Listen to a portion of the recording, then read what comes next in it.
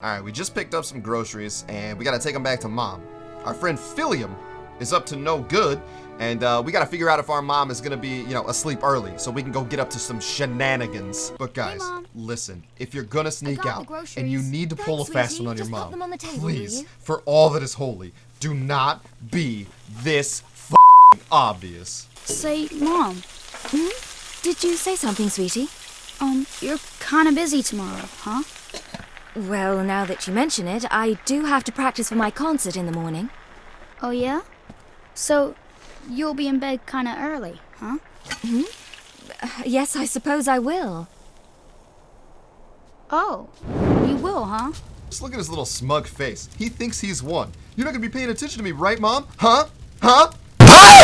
So anyway, we get to sneak out, we make it to Phil's house, and I find out what it is that we've been building in secret, and I cannot, for the life of me, understand how two children, without being found out, build an entire hot rod. What? This car is more advanced than literally every other car we've seen in any cutscene to date, and these kids built it in a garage, in secret. Anyway, our boy Oliver here wants to be the one that drives the car first, so he agrees to be the lookout, and this is where we learn that he might be on that goofy juice.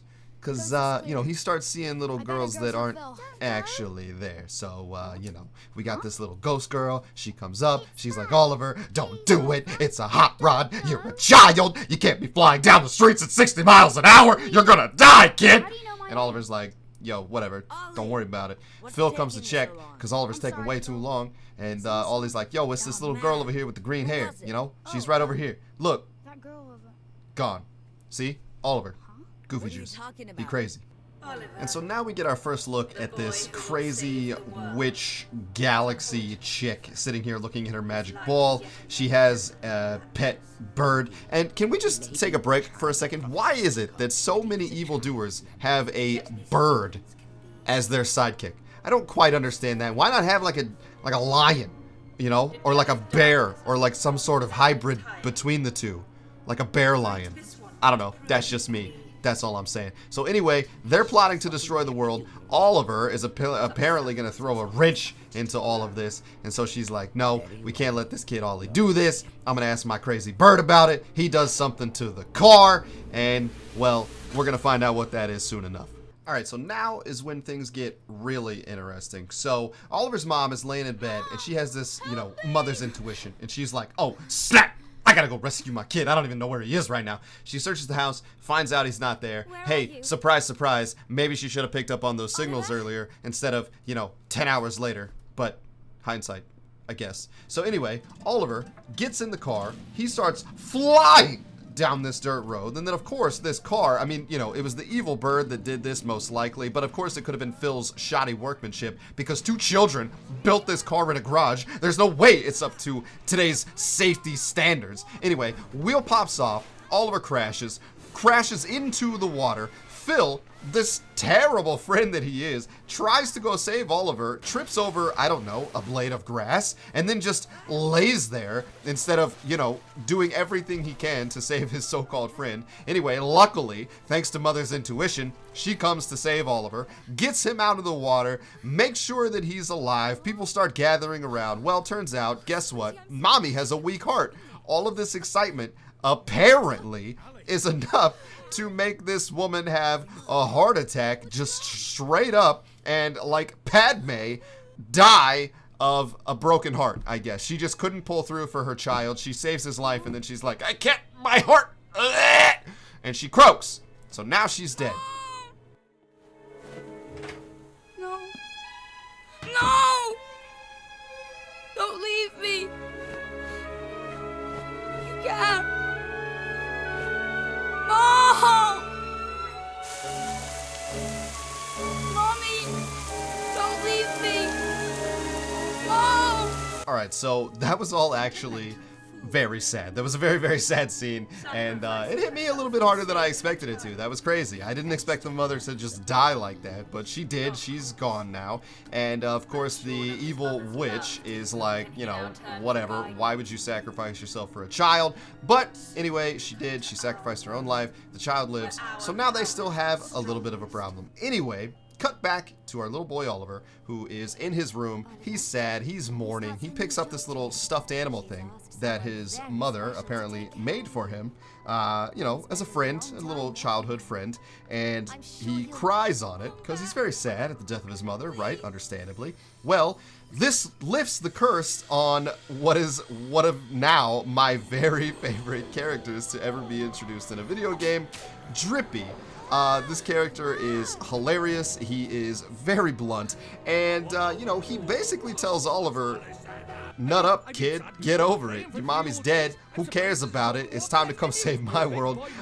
Drippy's a little selfish, you know what I mean? Anyway, he does finally draw the conclusion that it is potentially possible to bring his mother back because everyone is somehow connected to Drippy's world and this world, and so if they save the person in Drippy's world, then that could potentially save Oliver's mother, and so he's like, sure, why not? I might as well go on this adventure with you, and Drippy reveals the fact that there is a magic book involved that he has hidden somewhere in this home, and so they have to find this magic book. That's for me to know and you to find out. Look lively. So we go digging around the fireplace and we find the Wizard's Companion, a wizard spell book, which is fantastic. So now we actually have something at our disposal that we could potentially help save Drippy's world with. And then Drippy reveals that, of course, in order to use this magic, we need, well, a wand. We need a magic wand. So we set outside to see if we can find a magic wand. And of course, they're just looking for stick. Drippy tells them that it could literally just be a stick-like thing, and it's a little frustrating because we're running by bushes, trees, all kinds of shrubbery, and not once is Oliver or Drippy like, hey, let's just pull a stick off of this tree. But actually, while we're looking, we run back into this ghostly little girl who is very cryptic, and she's like, I'm so sorry that your mom died. I really tried to save her. And Oliver's like, WTF, bro, what are you talking about? This is crazy. I don't even know. You're just this ghost little girl who keeps showing up.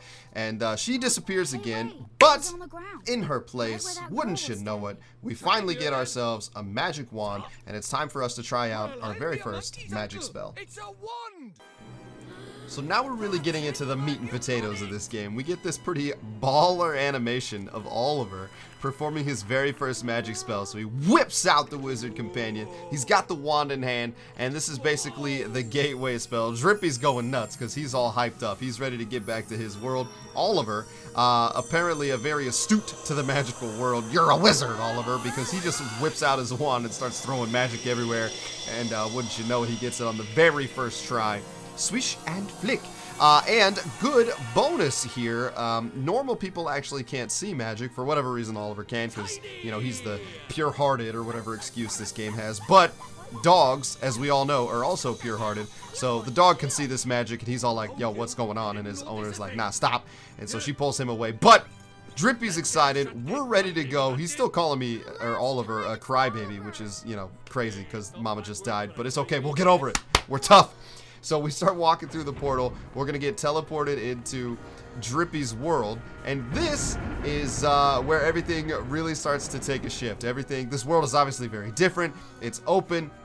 There's no city setting here. We're just kind of out here in the wild. So we run down this tunnel.